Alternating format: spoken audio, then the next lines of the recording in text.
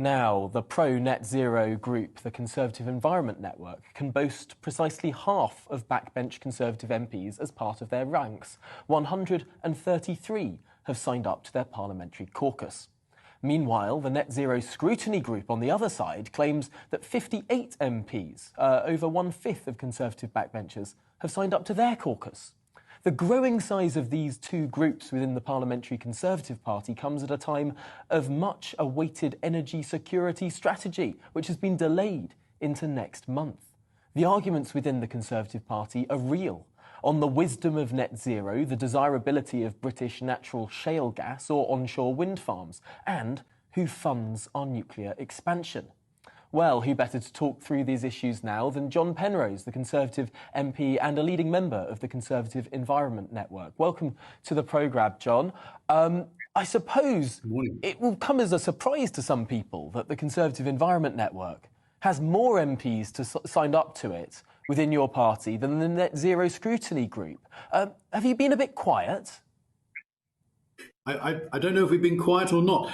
I also don't think it's quite as much of a split as you're describing. I think that even those of us who are strongly committed to net zero, and I'd certainly be one of them, we all want to get to net zero in the least costly, most pragmatically sensible way of doing it.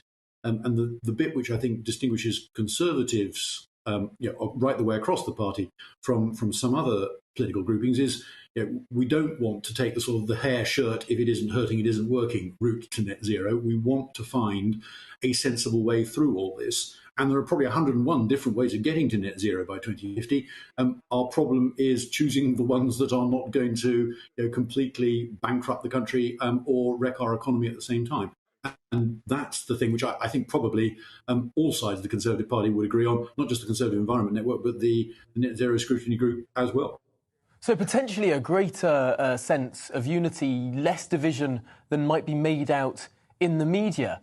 Although if that's the case, this energy strategy, this energy security strategy, does seem to have been delayed. The Prime Minister at the start of the month said it would be out in days. Now it's coming out next month, or so we're told. Big issues to be addressed there, whether or not it's fracking, onshore wind, or indeed a particular stickler, the funding of nuclear power. Do these not show divisions within the party? I think they show proper debate, yes, absolutely, but it's about how, not if, we get to the decarbonisation route that we've got to get to. But yes, you're right. There will be, not just today, but all the way through between here and 2050, there will be ongoing debates about what the best technologies are, what the best routes are, what's the least costly way of getting there. And the thing about it is that because all these technologies are changing all the time, because they're developing, they're getting better, actually the right answer today may be different from the right answer in 3 years' time and the right answer 3 years ago, because different technologies move forward, others fall back, some get cheaper. If you'd asked people 10 years ago to guess what the price of different forms of energy would be today, most people would have got it completely wrong. And most people did get it completely wrong and thought that never have guessed that, for example, offshore wind will be anything like as cheap as it is today. It's completely outstripped everybody's expectations. And so I think what everybody is concerned about, and the debates will be ongoing, is not to make any sort of economy-sized bets. We need to make sure that we are trying to roll with these technologies as they develop over time.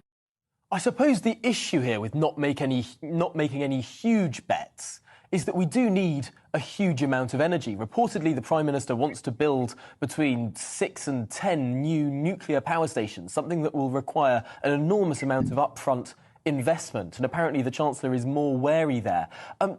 John Penrose, do you fall more, therefore, on the Chancellor's side or the Prime Minister's side of this reported argument about stumping up the cash for new nuclear power stations, which will, of course, take years to build?